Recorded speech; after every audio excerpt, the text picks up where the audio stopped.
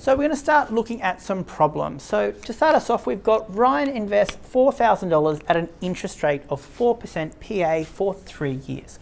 So our principal is $4,000. Our interest is 4% per annum, or 0.04, and our number of terms is 3 years. So calculate the final balance of the account if the investment compounds annually. So we're in annual here, so we're good to go. So remember, A equals the principal 1 plus I to the power of n. Substitute our values in. A equals 4,000, 1 plus 0.04 to the power of 3. We'll use our calculator. So we have 4,000 multiplied by 1 plus 0.04, and we're going to raise that to the power of 3. And we get to $4,499.46. Part B, how much money did Ryan make on his investment? So we're looking at how much was his interest earned. So remember, our interest is our final amount minus our principal. So 4,499 minus 4,000 will give us $499.46. Our second question. Kyle invests $12,000 for 3 years at an interest rate of 8% per annum. Calculate the value of the investment if the interest is A, compounded annually. So our principal is $12,000. Our interest rate is 8%, and our number of terms is 3 years. So remember, A equals the principal 1 plus I to the n. So our principal is 12,000. 1 plus our interest rate is 8%. And we're going to raise that all to the power of 3. So we've got 12,000 multiplied by 1 plus 0.08, close our brackets, to the power of 3. So in the end, we're going to have $15,116.54. So in our second question, we're talking about what if we compound quarterly. So if we're compounding quarterly, that means there are 4 quarters per year. So instead of having an n value of 3 years, we're going to have an n value of 3 lots of 4 years, or 12. Our interest rate isn't going to be 8% or 0.08. It's going to be that divided into our 4 quarters, because we need, instead of a PA rate, we need a per quarter rate.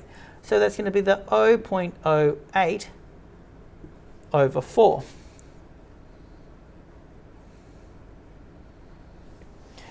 We can do this directly in our calculator. We just need to be careful with our brackets by doing this. Or we can work these numbers out individually. The problem with our interest rates is, and we'll see this in our next question where we're talking about a daily interest rate, is that the interest can have so many decimal points that you lose a lot of accuracy when you start doing some rounding. Let's have a look at this so we can do 2 practices in. So we're going to have 12,000 multiplied by 1 plus the 0.08 divided by 4, close brackets, then that to the power of 3 times 4. And that gives us 15,000, 280. $218.90. So when we go to daily, we're going to do exactly the same process. So instead of being 4 quarters in a year, we're going to say 365 days in a year. We're also, sorry, my video just disappeared for a second. We're also, instead of being 3 years, it's going to be 3 times 365. So we've got 3 times 365 and our 8 divided by 365. Pop that in our calculator again. So we've got 12,000 multiplied by 1 plus 0.08 divided by 365, all to the power of, and just being careful, we are putting our brackets in, our 3 times 365, close brackets, equals. So we end up with $15,254.59. So we can see even though we've got the same amount invested at the same interest rate, by making our compounding shorter periods, we actually do save more money, or rather earn more money on that saving. So next thing we want to talk about is inflation. So inflation is how money changes value over time. So often you'll hear the things like the Consumer Price Index, which is an index where we calculate how the average price of goods has changed. And inflation and CPI often get used interchangeably. There is slightly different definitions the economists will talk about. But in terms of where we're going, we want to say, well, what you could buy with $100 20 years ago is not what you can buy now. So when you hear your parents talking about things like, when I was a kid, I used to only get $1 pocket money and I could buy 7 packets of lollies with that, they're actually probably telling you the truth, because money was worth a lot more when they were kids than what it is now. And the annual inflation rate can tell you what that is like. And it's actually an interesting thing when we look at intergenerational wage theft, where we can see that money that people are potentially getting now is not the same as what they were getting historically. So sidetrack on the social issues. So we use the same formula when we're talking about inflation as what we do with our compound interest formula, because CPI is calculated on a yearly basis and it does accrue on itself in a compounding fashion. So whenever we're looking at inflation, we still use P as the principal amount.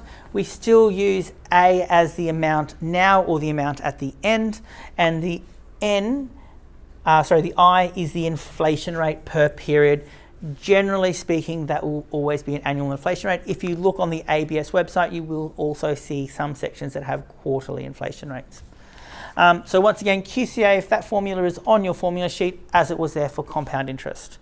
So I will get that view. We will have a look at a problem. So assuming the average inflation rate of 3.4% over the last 10 years, calculate the value of a house that 10 years ago was priced at $240,000.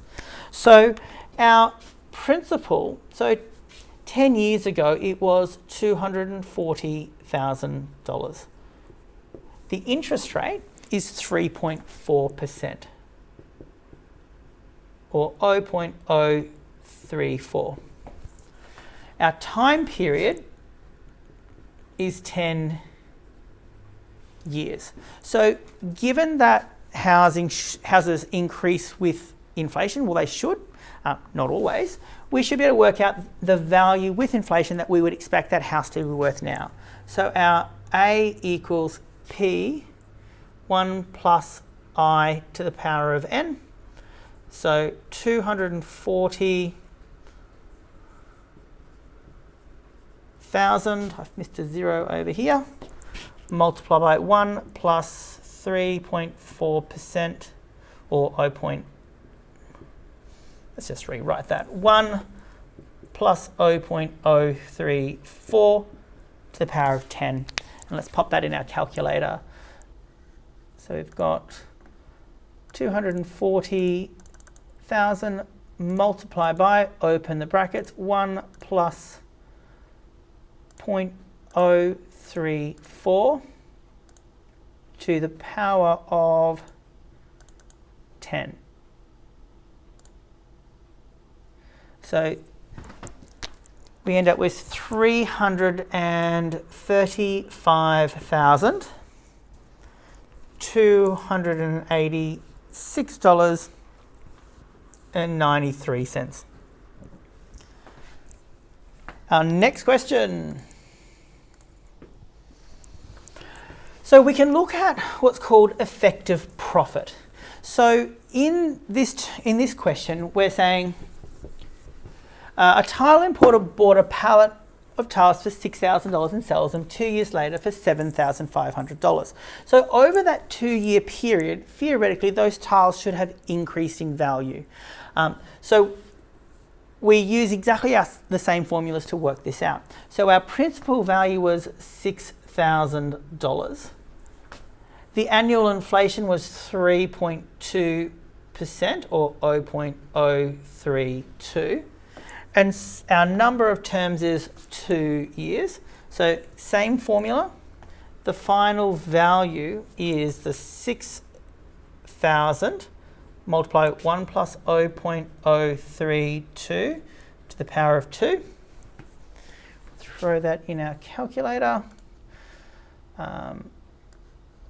See what I wrote. 6,000 multiplied by 1 plus 0.32 and put that all to the power of 2. So we have a value. So the value of those tiles in today's money is $6,390.14. So therefore the profit, remember your profit equals how much you sell it for minus your cost. So we sold them for $7,500 minus 6,390.14. I'm not going to risk doing that in my head. So minus, so $1,109.86. So our profit is approximately $1,109. I appreciate we're looking at the calculator. It's a negative. It's just because I've done them in reverse to make it a little bit easier to do. Our next question. Well, we're done. So you've got your problems to work through for the week. Look through your OneNote and in the PowerPoint online. And I look forward to talking to everyone during your Zoom session. Have a great day.